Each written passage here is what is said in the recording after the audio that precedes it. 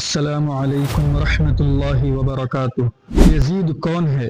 یہ صرف 4 حروف پر مشتمل ایک نام ہے، لیکن تاریخ اسلام میں شاید ہی کوئی دوسرا نام ایسا ہو جس پر آج تک اتنی بحثیں، مناظرے، مکالمے اور اختلافات ہوئے ہوں۔ یزید ایک ایسا نام ہے کہ جسے سنتے ہی ذہن میں کئی سوالات جنم لیتے ہیں۔ کیا یزید مسلمان یا کافر، ظالم یا عادل، عابد یا فاسق؟ کیا اس سے محبت کی جائے یا اس سے براءت اختیار کی جائے؟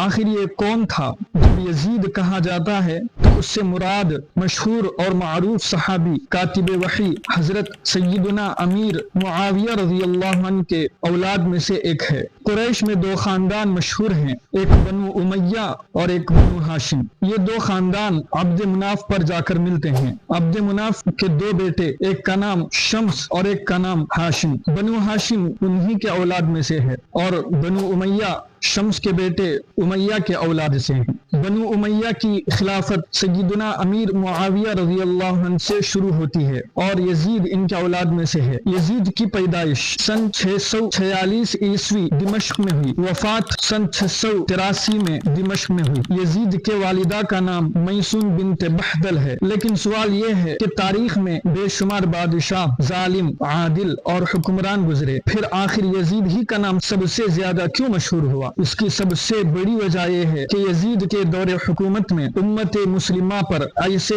ہولناک، دردناک، غمناک واقعات پیش آئے جنہیں امت آج تک نہیں بھول سکتی۔ سیدنا حضرت حسین رضی اللہ عنہ کی شہادت، واقعہ حرہ، مکہ مکرمہ کا محاصرہ اور سیدنا عبداللہ بن زبیر رضی اللہ عنہ کی شہادت، یہ ایسے واقعات ہیں جنہوں نے پوری امت کو جھنجھوڑ کر رکھ دیا، اور انہی واقعات کی بنیاد پر امت میں یزید کے بارے میں شدید اختلاف پیدا ہو گیا۔ کسی نے کافر کہا، کسی نے مسلمان کہا، کسی نے ظالم کہا، کسی نے عادل کہا، کسی نے امیر المؤمنین کہا تو کسی نے امیر الفاسقین کہا، کسی نے ولی اللہ کہا تو کسی نے ولی الشیطان کہا۔ یہ اختلاف یہاں تک بڑھا کہ امت کے بعض لوگ رافضیت اور ناصبیت کے 2 انتہاؤں میں بٹ گئے۔ تو اب سوال یہ ہے کہ ایک عام مسلمان کیا موقف اختیار کرے، کیا راستہ اپنائے؟ اکابر امت نے اس بارے میں کیا موقف اختیار کیا؟ لہٰذا آئندہ گفتگو میں سب سے پہلے ہم اس بات کا جائزہ لیں گے کہ یزید نام رکھنا کیسا ہے، کیا یہ نام رکھنا جائز ہے، کیا اس نام کی کوئی فضیلت یا ممانعت ثابت ہے، اور صحابہ، تابعین اور سلف صالحین میں یہ نام کس قدر معروف تھا۔ ان تمام سوالات کے جوابات جاننے کے لیے ہمارے ساتھ جڑے رہیے۔